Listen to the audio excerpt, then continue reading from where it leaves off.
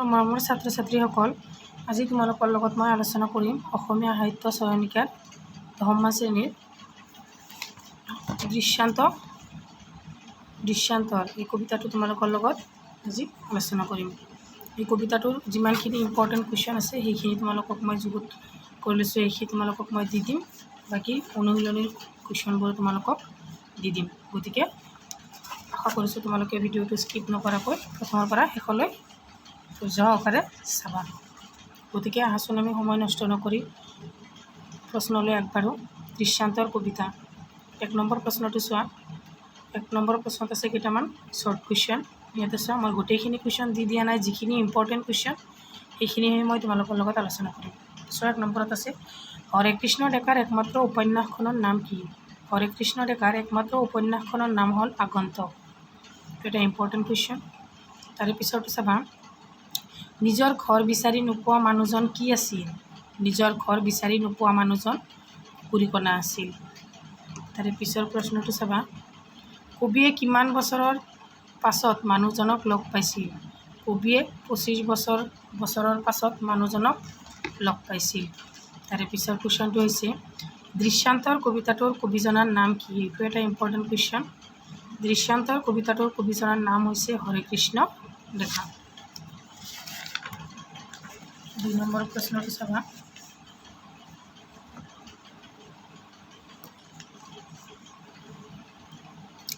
বৰ শান্তিত আছোঁৱেই প্ৰজাতিত, কোনে কিয় এইদৰে কৈছিল? কথাষাৰ অন্তৰ্নিহিত ভাৱ মোকলাই লিখা, মানে ভাৱ বহলাই লিখা। চোৱা, 25 বছৰ আগতে লগ পোৱা কুকুৰীকণা মানুহজনে হাতত ধৰি আগবঢ়াই দিওঁতে কবিক এইদৰে কৈছিল। কবিয়ে সহায়ৰ হাত আগবঢ়াওঁতে মানুহজনক এই বুলি কৈছিল যে, এই প্ৰজা ঘৰটিত মই বৰ শান্তিৰে আছোঁ। 25 বছৰ আগতে কবিয়ে যিখিনি ঠাইত মানুহজনক লগ পাইছিল সেই ঠাইডোখৰৰ প্ৰাকৃতিক পৰিৱেশ চালে চকুৰোৱা আছিল। আলি পদূলিবোৰ একা বেঁকা আৰু কেঁচা আছিল। প্ৰজা ঘৰবোৰ দূৰৰ পৰা দেখিবলৈ বৰ সুন্দৰ আছিল। শাৰী শাৰীকৈ কাকিনী তামোলৰ গছবোৰ আছিল। মানুহবোৰৰ মাজত মিলা প্ৰীতিৰ ভাৱ আছিল। ইজনে সিজনৰ সুখ দুখৰ সমভাগী আছিল। সেই পৰিৱেশত মানুহজনে শান্তি বিচাৰি পাইছিল। জোনৰ পোহৰতো নিজৰ ঘৰটো বিচাৰি উলিয়াব নোৱাৰাৰ বাবে কুকুৰীকণা মানুহজনে কোনো দুখ অনুভৱ কৰা নাছিল। এইখিনিয়ে হৈছে এই প্ৰশ্নটোৰ এনচাৰ। তোমালোকে ধুনীয়াকৈ লিখি লৈ মুখস্থ কৰিবা। 2-3বাৰমান পঢ়িলেই ভালদৰে বুজি পাবা। তাৰে পিছৰ প্ৰশ্নটো হৈছে দৃশ্যান্ত কবিতাটোৰ সাৰাংশ লিখা। ইয়াতে মই এষাৰ কথা কওঁ তোমালোকক, এই কবিতাটোৰ পৰা যিকোনো লং কুৱেশ্যন আহক তোমালোকে মূল ভাৱখিনি লিখি দিলেই ফুল নম্বৰ পাবা। মই যিখিনি ল'ৰা ছোৱালীয়ে 100ৰ ভিতৰত 100 পোৱাৰ আশা আছে সেইখিনিক কোৱা নাই।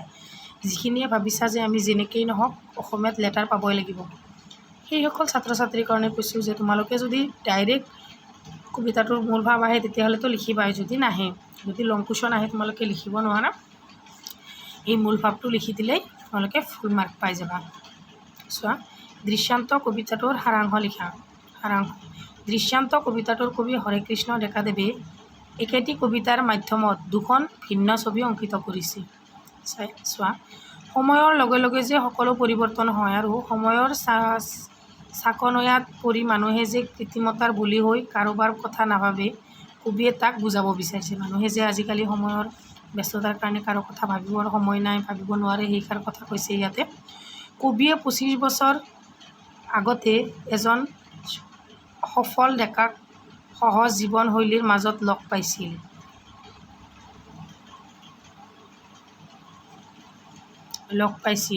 তেওঁৰ ঘৰটো আছিল জুপুৰি ঘৰ, একা বেঁকা আৰু কেঁচা আলিটোৰ। মানুহজনে গধূলি সময়ৰ নিজৰ ঘৰখন তেওঁৰ ঘৰৰ পদূলিটোৰ নাঙলা মুখতে বিচাৰি ফুৰিছিল।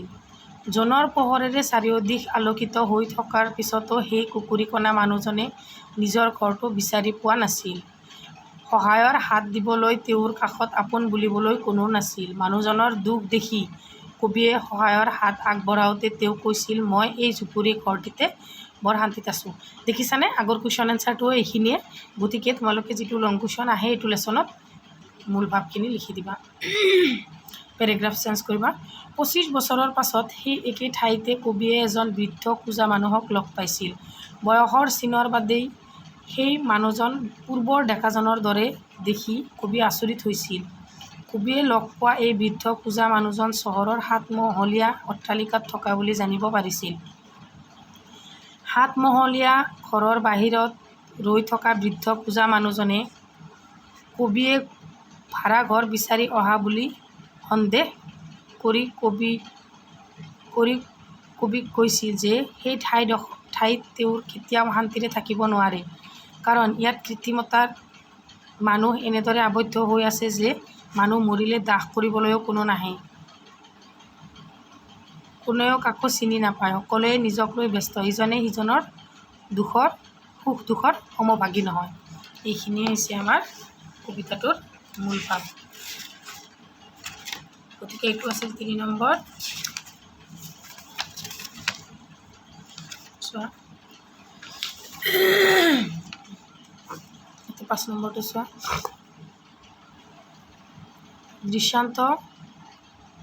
দৃশ্যান্তৰৰ কবিজনৰ নাম কি? তেখেতৰ এটি চমু পৰিচয় দিয়া। এইটো এটা ইম্পৰ্টেণ্ট প্ৰশ্ন। দৃশ্যান্তৰ কবিতাটোৰ কবিজনৰ নাম হ'ল হৰেকৃষ্ণ ডেকা। হৰেকৃষ্ণ ডেকাৰ জন্ম হৈছিল 1943 চনত। 43 চনত হয় যদিও তেওঁ শৈশৱকাল অতিবাহিত কৰে তিনিচুকীয়াত। 1959 চনত প্ৰৱেশিকা পৰীক্ষাত উত্তীৰ্ণ হৈ কটন কলেজত নামভৰ্তি কৰে। 1965 চনত গুৱাহাটী বিশ্ববিদ্যালয়ৰ পৰা ইংৰাজী বিষয়ত MA পাছ কৰে। গুৱাহাটীৰ কমাৰ্চ কলেজত কিছুদিন অধ্যাপনা কৰাৰ পিছত ভাৰতীয় আৰক্ষীত যোগদান কৰি আৰক্ষীৰ সঞ্চালক প্ৰধান হিচাপে অৱসৰ লয়। তেওঁ গৰিয়সী আলোচনী আৰু দ্য চেণ্টিনেল কাকতৰ সম্পাদক আছিল। তেওঁ ৰচিত কবিতা পুথি হ'ল ৰাতিৰ শোভাযাত্ৰা, আন এজন আদি। গল্প পুথি হ'ল গল্প আৰু কল্প, মধুসূদৰ দলং, মৃত্যুদণ্ড। একমাত্ৰ উপন্যাস আগন্তুক। গতিকে এইটো এটা ইম্পৰ্টেণ্ট কুৱেশ্যন যে হৰেকৃষ্ণ ডেকাৰ একমাত্ৰ উপন্যাসখনৰ নাম কি? হৈছে আগন্তুক। 1987 চনত সাহিত্য অকাডেমী আৰু 1996ত কথা বঁটা আৰু 2010 চনত আছাম ভেলী লিটাৰেৰী বঁটা লাভ কৰে। গতিকে এইখিনিয়ে আছিল তেখেতৰ কবি পৰিচয়। তাৰে পিছত আছে আমাৰ ব্যাখ্যা। তাৰে পিছতে আছে আমাৰ ব্যাখ্যা। 6 নম্বৰটো চোৱা। এই কংক্ৰিটৰ হাবিখনত তেওঁক বিচাৰি নাপালে আৰু এই কংক্ৰিটৰ হাবিখনত তেওঁক বিচাৰি নাপালোঁ আৰু এই কথাষাৰ ব্যাখ্যা কৰিব দিছে। চোৱা, উক্ত কথাফাকি অসমীয়া পাঠ্যপুথি সাহিত্য সুবাহৰ অন্তৰ্গত হৰেকৃষ্ণ ডেকাৰ দৃশ্যান্তৰ কবিতাটিৰ পৰা তুলি দিয়া হৈছে। কংক্ৰিটৰ কৃত্ৰিম পৃথিৱীৰ পৰিৱেশত মানুহে মানুহৰ প্ৰতি কেনে ভাৱ প্ৰদৰ্শন কৰে তাক কবিয়ে ক'ব বিচাৰিছে। 25 বছৰৰ আগত নিজৰ ঘৰ বিচাৰি নোপোৱা মানুহজনে কবিক চিনিব নোৱাৰি কবিয়ে ভাড়া ঘৰ বিচাৰি আহিছে বুলি প্ৰশ্নহে কৰিলে। কবিক মানুহজনে সেই ঠাইত শান্তিত থাকিব নোৱাৰে বুলি ক'লে। কংক্ৰিটৰ অৰণ্যত সময়ৰ সোঁতত সকলো সলনি হ'ল। নিকৃষ্ট মানসিকতাই বৰ্তমান মানুহক গ্ৰাস কৰিছে। মানুহজনৰ চৰম অসন্তুষ্টি ব্যক্ত হৈছে। কবিৰ আগত ঠাইডোখৰত মৃত্যুকৰ দাহ সংস্কাৰৰ দৰে পবিত্ৰ কাম কৰিবলৈও মানুহ পাবলৈ নাই বোলা কথাষাৰত মানুহজন 7 মহলীয়া ঘৰটোৰ কংক্ৰিটৰ কৃত্ৰিমতাৰ মাজলৈ সোমাই গ'ল। কবিয়ে তেওঁৰ কোনো খবৰ উলিয়াব নোৱাৰি বেজাৰ মনেৰে উভতি গ'ল। এইখিনিয়ে হৈছে এইখিনিৰ ব্যাখ্যা। তাৰে পিছৰ 6 নম্বৰ ব্যাখ্যাটো চোৱা। মই যিখিনি ইম্পৰ্টেণ্ট এইখিনিহে যুগুত কৰিছোঁ, গোটেইখিনি ইমান কৰি থকা নাই, বহুত কুৱেশ্যন আছে, ইমান কুৱেশ্যন নালাগে। চোৱা, মৰিলেও দাহ কৰিবলৈ এজন মানুহ নাই। ব্যাখ্যা এইটো অলপ আগতে পঢ়িলোঁ, গতিকে আৰু এবাৰ মই ধুনীয়াকৈ পঢ়ি দিছোঁ। উক্ত কবিতাফাকি সাহিত্য সুবাহৰ অন্তৰ্গত হৰেকৃষ্ণ ডেকাৰ ৰচিত দৃশ্যান্তৰ নামৰ কবিতাটিৰ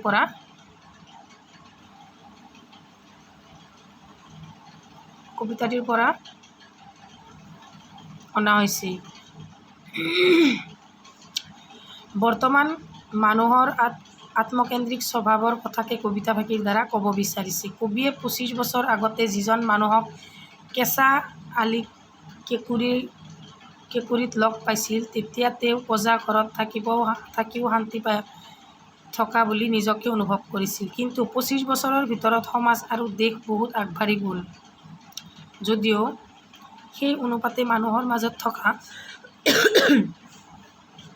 মানৱীয় গুণ কমি আহিল। কবিৰ মতে মানুহে সভ্যতাৰ জখলাৰে যিমান উন্নতি কৰিছে, সিমানেই মনবোৰ ঠেক হৈছে। কংক্ৰিটৰ পৃথিৱীত মানুহে মানুহক চিনি নাপায়।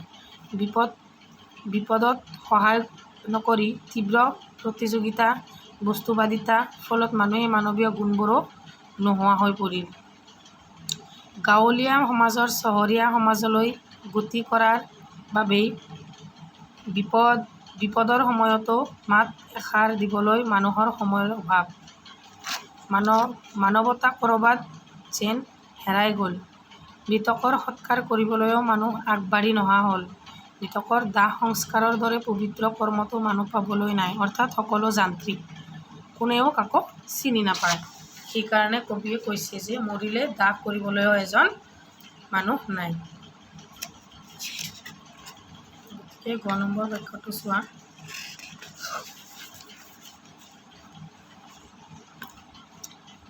সময়টো আছিল গধূলি। তেওঁ নঙলামুখত বিচাৰি ফুৰিছিল নিজৰ ঘৰৰ পদূলি। উক্ত কবিতা ফাঁকি আমাৰ অসমীয়া সাহিত্য পাঠ্যপুথি অসমীয়া সাহিত্য চয়নিকাৰ অন্তৰ্গত হৰেকৃষ্ণ ডেকাদেৱৰ দ্বাৰা ৰচিত দৃষ্টান্তৰ কবিতাটিৰ পৰা তুলি দিয়া হৈছে। কবিয়ে কোনো এটা সন্ধিয়াত লগ পোৱা মানুহজনে নিজৰ ঘৰৰ নঙলামুখত ঘৰ বিচৰা অৱস্থাৰ বিষয়ে ক'বলৈ উক্ত কবিতা ফাঁকি উপস্থাপন কৰিছে।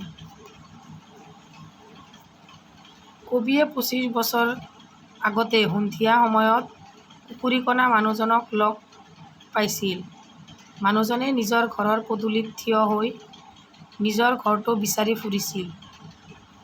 স্নিগ্ধ জোনৰ পোহৰত তেওঁ নিজৰ ঘৰটো বিচাৰি নোপোৱাত কবিয়ে নিজেই তেওঁক হাতত ধৰি ঘৰটো দেখুৱাই দিছিল। মানুহজনে নিজৰ প্ৰজাতিৰ বৰ শান্তিৰে বাস কৰিছে বুলি কবিক কৈছিল। তেওঁৰ মতে মানুহৰ অন্তৰত মৰম আছে বাবে তেওঁক সহায়ৰ হাত আগবঢ়াবলৈ কবিক পাইছিল। গতিকে আমাৰ ব্যাখ্যা তিনিটা হৈ গ'ল। এতিয়া আহা আমি এটা ইম্পৰ্টেণ্ট প্ৰশ্ন এইটো লেচনৰ। দৃষ্টান্ত কবিতাটিত প্ৰতিফলিত হোৱা সমাজৰ ছবি দুখনৰ বিষয়ে লিখা। দৃষ্টান্ত কবিতাটিৰ দুখন সমাজৰ ছবি স্পষ্টভাৱে প্ৰতিফলিত হৈছে। এখন ছবি প্ৰাচীন গ্ৰাম্য সমাজ, আনখন ছবি হ'ল আধুনিক নগৰীয়া সমাজ। 25 বছৰ আগতে লিখকে লেখা গাঁওখন নিভাঁজ আছিল। মানুহবোৰ সহজ সৰল আছিল কিয়নো তাত আধুনিকতাৰ পোহৰ পৰা নাছিল। ঘৰবোৰ পজা আছিল, বাট-পথবোৰ কেঁচা আছিল। মানুহবোৰৰ মাজত মানৱতা আৰু সৌহাৰ্দ্যপূৰ্ণ ভাৱ আছিল। আনহাতে আনখন আধুনিক সমাজত কবিয়ে কেৱল ভৱিষ্যতৰ প্ৰতি ভাবুকিহে দেখিছে। মানুহে নিজৰ বাহিৰে কাকো চিনি নোপোৱা হ'ল। সময়ৰ সোঁতত গাঁওবোৰ চহৰলৈ ৰূপান্তৰিত হৈছে। কবিৰ চিনাকি গাঁওখনো অচিনাকি হৈ পৰিছে। বাট-পথ এতিয়া মানুহৰ ভিৰ হৈছে, কাৰণ বাট-পথবোৰ পকী হৈছে, ঘৰবোৰ কংক্ৰিটৰ হৈছে, পজাৰ ঠাইত অট্টালিকা হৈছে। মানুহৰ মাজত মানৱতা হেৰাই গৈছে। মানুহৰ প্ৰতি মানুহৰ মৰম চেনেহ যেন নাইকিয়া হৈছে। এই আধুনিক যান্ত্ৰিক সমাজখনত মানুহৰ মৰাশ নিবলৈও কোনো আগবাঢ়ি নাহিব বুলি কবিয়ে ভাবিবলৈ বাধ্য হৈছে। ইমান ধুনীয়া কবিতা এইটো, হয়নে? দৃষ্টান্তৰ এইটো চোৱা। 4 নম্বৰটো আমি ৰৈ গৈছিল মাজতে।